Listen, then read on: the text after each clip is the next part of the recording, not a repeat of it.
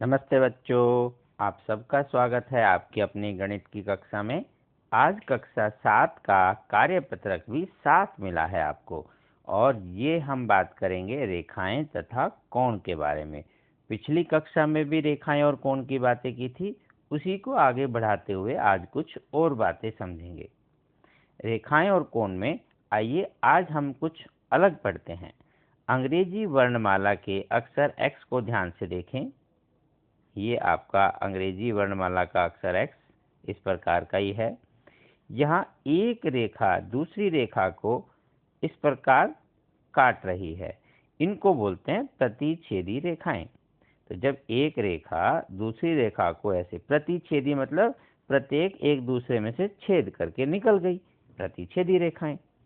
अब दूसरी बात करते हैं, कमरे के कोने को ध्यान से देखें तो दीवार और आंगन के बीच का जो कोण है वो 90 डिग्री है। अतः यदि दो रेखाओं के मध्य कोण 90 हो तो उन रेखाओं को लंबवत रेखाएं कहते हैं। इस प्रकार से एक ये एक साथ में ये रेखा, तो ये होती है लंबवत जो 90 डिग्री का कोण बनाती है। अच्छा, क्या आपने कभी अपनी कॉपी की दो रेखाओं को ध्यान से देखा? इन दोनों रेखाओं के बीच, कॉपी मतलब आप हिंदी की इंग्लिश की देख सकते हो, मैथ में तो कई बार आप प्लेन कॉपी भी यूज करते हो। जो रेखाएं वाली है, लाइन वाली कॉपियां हैं, उनकी बात कर रहे हैं। तो देखो, इन दोनों ही जगह पर इन रेखाओं के मध्य की दूरी समान है। ये इस प्रकार की है, जैसे ये एक रेखा जाती है एक दूसरी, तो ये आपस में ये दूरियां हमेशा समान होंगी और ये एक दूसरे से कम हमें बहुत दूरी तक कहीं मिलते नजर नहीं आती है। ऐसी रेखाओं को बोलते हैं समांतर रेखाएं। तो प्यारे बच्चों, आपने दो बातें पढ़ी। ये रेखाएं किस किस तरह से हो सकती है? एक आपने पढ़ा कि रेखाएं ऐसी हो सकती है, तब हम इन्हें बोलते हैं प्रतिच्छेदी रेखाएं। अगर ये रेखाएं ऐसे हो तो आप इन्हें बोलते हैं लंबवत रेखाएं। लेकिन अगर ये ऐसा हो कि कहीं आपस में ना मिले और समान दूरी पर चले, इनको बोलते हैं समांतर रेखाएं। समान अंतर वाली, समांतर मतलब समान अंतर।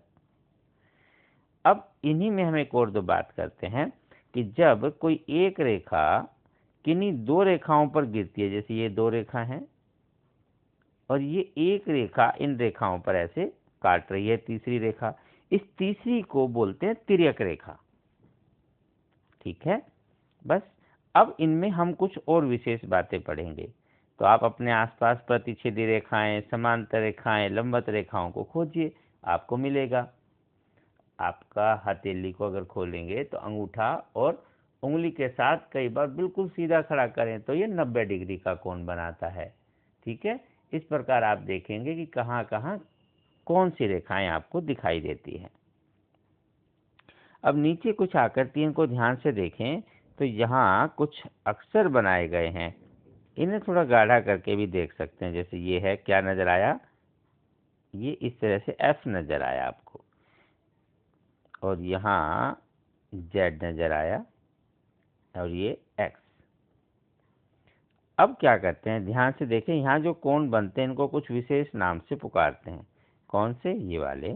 जैसे ये जो कोण है और ये कोण, इनको बोलते हैं संगत कोण। हम इसको ऐसे भी बना सकते हैं, ये वाला, ये क्या कहते हैं? संगत कोण। और ये वाले कोण हैं, इनको बोलते हैं अंत्य एकांतर कोण, एकांतर अंत्य कोण। और जब ऐसे दो लाइनें मिल रही हैं, अब जो ये कोण बनते हैं आमने सामने के, इनको बोलते हैं शीर्षाभिमुख कोण। इसके अलावा यहाँ जो अंदर की तरफ एक ये, और अगर इसके साथ हम ये वाला लें तो इन्हें बोलते हैं एक ही ओर बने अंत्य कोण। बस ये इनकी नामकरण किया हुआ है कि भाई किसका नाम क्या है, ऐसे। इसकी कुछ बातें और पढ़ेंगे, एक बार फिर से देखते हैं इन्हें। तो इसमें क्या खास बात है, अभी हमने बात की कि ये आपके होते हैं संगत कोण, ये वाला और ये। और जब रेखाएं समांतर होती हैं तो संगत कोण समान होते हैं, और ये जो एकांतर कोण हैं ये भी समान होते हैं। और ये जो शीर्षाभिमुख कोण है, आमने सामने ये इसके, और ये दूसरे वाला, ये वाला इसके, ये भी आपस में समान होते हैं, बराबर होते हैं। तो ये बातें हम याद रखेंगे। ऐसा कब होता है? यहाँ तो जब होता है जब आपकी रेखाएं समांतर होती हैं। तो दो रेखाएं आपस में ऐसे काटती है, प्रतिच्छेद करती है, इनके जो कोण बनते हैं इनको बोलते हैं शीर्षाभिमुख कोण। शीर्ष अभिमुख हैं जिनके शीर्ष एक दूसरे के आमने सामने हैं। और यहाँ समांतर रेखाओं में जेड जहाँ बनता है ये आपका बताया अंतःएकांतर कोण, और ये है आपके संगत कोण। आइए कुछ और बातें पढ़ें। तो एफ के द्वारा बने संगत कोण अभी आपको बताया। एफ द्वारा तिर्यक रेखा के जो एक ही और अंत्य कोण बनते हैं उनका जोड़ 180 होता है। 360 तो पूरा सर्कल हो जाता है ना, आपका वृत्त बनाते हैं। जेड के अंदर बने जो कोण है वो एकांतर अंत्य कोण कहलाते हैं। जब रेखाएं समांतर होती है तो ये एकांतर कोण भी आपस में बराबर होते हैं। ये सारी बातें अभी हमने आपको पढ़ाई, वही यहाँ बात दोबारा सारी लिखी हुई है कि आप उसे याद कर सके। अब आइए कुछ क्वेश्चन की बात करते हैं। आकृति पहली दी, थोड़ा सा बड़ा करके भी देख सकते हैं। तो ये दोनों रेखाएं समांतर हैं, ए और बी। अब इन कोणों के नाम आपको फिर से बताने, ध्यान से देखेंगे। तो यहाँ पहले बताना है संगत कोण। तो संगत कोण ऐसा होता है कि एक रेखा के अगर ऊपर वाली के ऊपर है तो नीचे वाले के भी ऊपरी साइड होगा, नीचे साइड है तो नीचे साइड।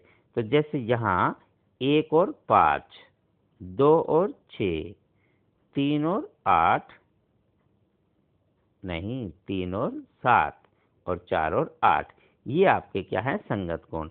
आइए लिख लेते हैं ऐसे आप भूल ना जाएं। तो ये हो जाएंगे संगत कोणों के युग्म हुआ 1 और 5, ये संगत कोण है। 2 और 6, ये भी संगत कोण है। 3 और 7 और 4 और 8 आपस में ये संगत कोण है। 4 8 के संगत कोण है, 3 और 7 के। और रेखाएं अगर समांतर हैं, नाम तो इनका संगत कोण ही होता है, रेखाएं समांतर हो तब भी, नहीं होगा तब भी।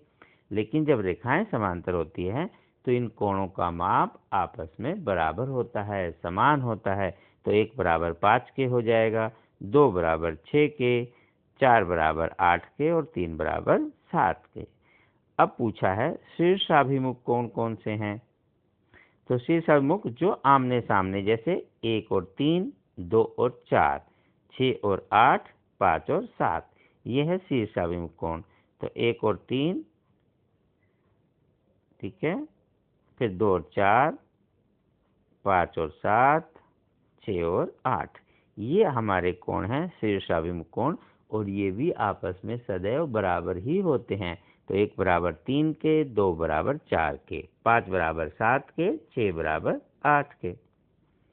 एकांतर अंत्य कोणों का युग्म। एकांतर अंत्य जो अंदर की तरफ है, एकांतर एक दूसरे के विपरीत दिशाओं में, जैसे ये वाला कौन कौन सा है? 2 के साथ 8 और 3 के साथ 5, इनको बोलेंगे एकांतर अंत्य कोणों के युग्म, मतलब जोड़े। तो 2 8 के बराबर होगा और 3 का माप 5 के बराबर होगा। अब एक और अंतिम बात, यहाँ तिर्यक रेखा के एक ही ओर बने अंत्य कोण। तो 2 और 5 ये ऊपर और नीचे वाली रेखाओं के अंदर की तरफ ही बन रहे हैं और एक ही तरफ है, या तो दाईं तरफ होंगे या बाईं तरफ। इनको बोलते हैं एक ही ओर बने अंत्य कोण। और इनकी खासियत ये है कि इनका योगफल 180 डिग्री होता है। तो कौन कौन से हैं ये? 2 और 5, तो 2 जमा 5 बराबर 180, और 3 और 8, 3 जमा 8 बराबर 180। अच्छा, यहाँ पूछा नहीं है बट आपकी जानकारी के लिए बता दें, जैसे हमने अंदर के अंत्य कोण बताए, ऐसे आप बाहर के भी अंत्य कोण बाहर के भी एक ही ओर के कोण बता सकते हैं। जैसे 1 और 6, वो दोनों सी वाली रेखा के एक ही तरफ है और ए और बी के बाहर की तरफ है। तो 1 और 6 ये हैं एक ही ओर बने बाह्य कोण। और 4 और 7, और इन दोनों का जोड़ भी 180 ही होता है। जैसे अंदर वालों का ऐसे इनका, बस ऐसे आप कर सकते हैं। आइए अब कुछ और बातें करें। आकृति P और ये Q समांतर है, ABCD सब ज्ञात करना है। तो ध्यान से देखेंगे तो ये एक सरल रेखा है, और सरल रेखा होने के कारण यहाँ जो दो कोण बन रहे हैं इनका जोड़ 180 होना चाहिए। इसलिए हमने लिखा कि 125 जमा ई बराबर 180। अब हम जैसे ही 125 को उधर ले जाएंगे वो घटा हो जाएगा, तो ई हो गया 180 डिग्री घटा 125 यानी कि 55। अब जब ई 55 है तो ई के सामने एफ वो भी 55 होगा, एफ का एकांतर कोण ए वो भी 55 होगा, ए का शीर्षाभिमुख कोण सी वो भी 55 होगा।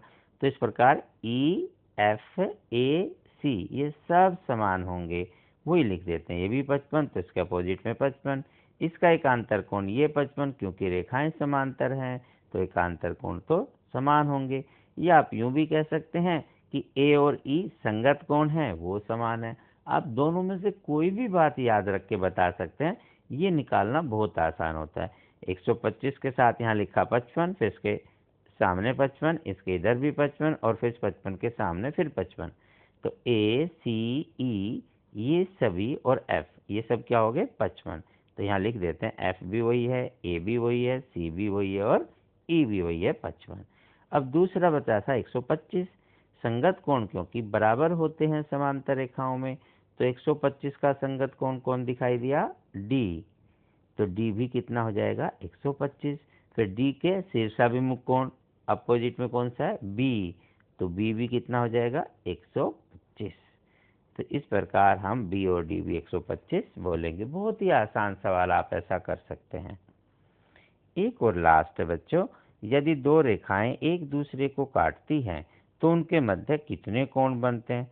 ये तो हम पहले भी अभी देख चुके हैं, दोबारा कर लेते हैं। एक रेखा एक दूसरी रेखा, तो कितने कोण बने 1 2 3 4 नजर आए। कौन कौन से, ये ए बी सी और डी। और आप जानते हैं शीर्षाभिमुख कोण समान होंगे, इसलिए ए और सी बराबर हैं और बी और डी वो हमने एक ही रंग से इसलिए दिखाए कि ये आपस में बराबर हैं। अब जाते जाते आप फिर से याद रखें कि कोविड के बचाव के लिए आप नियमित रूप से अपने हाथों को साबुन और पानी से धोएं, मास्क का इस्तेमाल करें, कम से कम बाहर निकलें, कहीं ज़्यादा ज़रूरी हो तो भीड़ से बचें और 6 फुट की दूरी बनाकर ही किसी से वार्तालाप करें। इस प्रकार आप अपने आप को बचाए रखें।